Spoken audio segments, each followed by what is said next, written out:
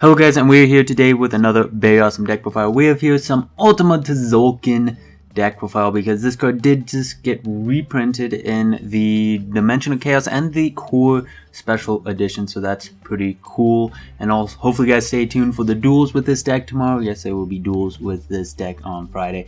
And so let's just go right into the deck profile. For this is Hieratic Ultimaya Tzolkin, so we're running for our normal monsters, Watt-tailed Dragon, Labradrite Dragon, and Galaxy Serpent. You really don't want to open up with these cards. I mean, him, it's okay, because you can normal summon him still. But these guys, you don't really want to do it. If you want to, you can replace him with another Labradrite Dragon, maybe even put in an Allure of Darkness, because you would be running then 5 Dark Monsters. And then we have a Red Ice Darkness Metal Dragon, because he's great. I mean, you can just summon him out with Autumn, and then he'll summon out another monster. Just helps doing some more summoning and the whatnot. BLS, because he's BLS, and sometimes you just need a good boss monster. And then for Hieratics, we're playing 3 Tefnuit, and then 3 Zeus, who's very awesome, just being able to pop back rows. Tefnuit is a Cyber Dragon. If a Hieratic monster is tributed for any reason, including Zeus effect to tribute from hand or your side of the field, or which one is it? Yes, also Nefbet. You can summon out a normal dragon type monster from your deck, so that is pretty decent. We also run 2 Nefbet and 3 Aset. You can normal summon without tributing. Nefbet you can special summoning using just 1 Hieratic, same as Sue, but it's level 5, so it's not really that good. But you contribute Hieratic monsters from your hand to pop a monster, so that's pretty cool. And then we're also running Maxi and Ghost Ogre and Snow Rabbit, that Yu-Gi-Oh! Sagi. It's just so that way we have some hand traps, some more defenses, stuff like that. Great against pendulums, and just Maxi is good this format. Pretty much, if you're going second, really good. And then we're running Wagaki, and then 3 Hieratic Zero Complication, because it searches out Hieratic monster. And then Wingbeat of Giant Dragon. Yes, this card is very useful. Summon Tefnuit, target Tefnuit. It does not bounce back. In fact, I don't think it actually targets anything. It just activates, and then if they compulse it, then you can't, then nothing happens. But I do note that it is not cost to return Tefnuit. That is definitely something that I found out. I was just curious. Originally, at locals, somebody activated, and just to make sure, I was like, hey, is it cost? And then the judge was like, oh no, it isn't. So that was cool that I found that out one day. And so then 3 upstarts, 3 chicken games for even more consistency, because this deck definitely has a consistency problem.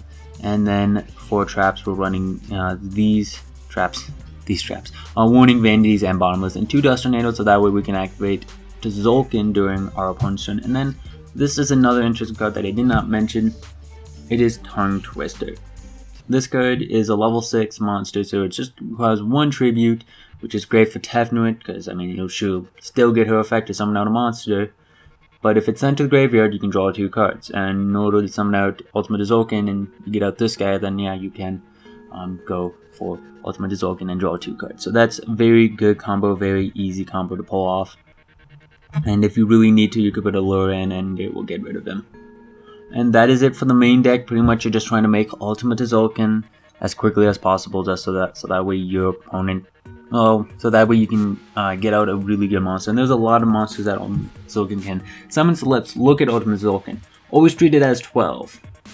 And summoned by sending 2 level 5 or higher monsters with the same level to the graveyard, 1 tuna plus 1 non-tuna, and we have our tuna at Labradrite Dragon, has a level 6.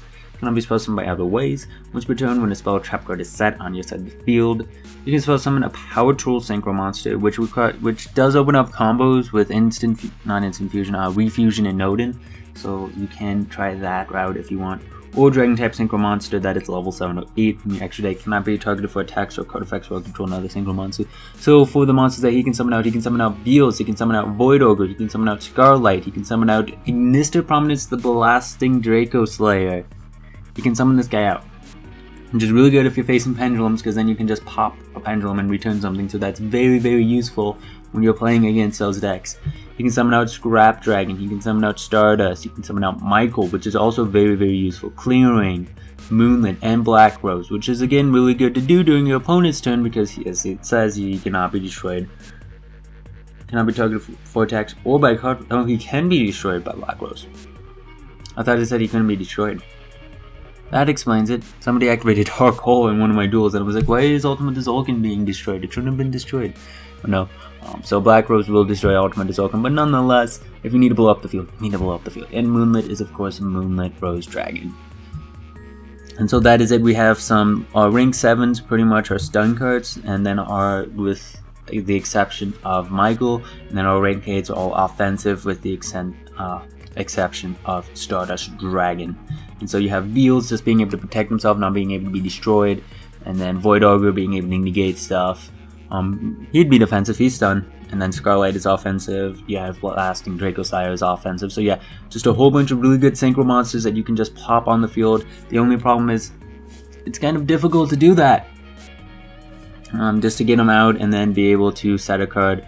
I mean, if you can get out 2 synchros, then you're gonna be good. You're probably gonna win. So you're gonna get out something offensive like either a Beals, who's just a wall, or Void Ogre, and then something of like Moonlit or Michael or something else.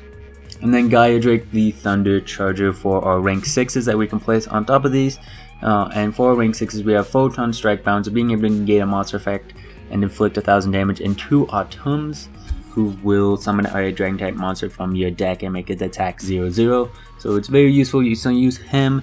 He can attack the turn you use it, but you can detach one of your Hieratics or whatever, one of your level 6s, and then you can place this guy on top of him as well after you summon out your Red Eyes Darkness Mode Dragon. So there's a lot of really good combos. And do note that some of these cards in the extra deck are dark monsters, so they can be used for, actually it's just these ones right here, these 30 plus Ultimate Tzolkin, so they can be used for BLS.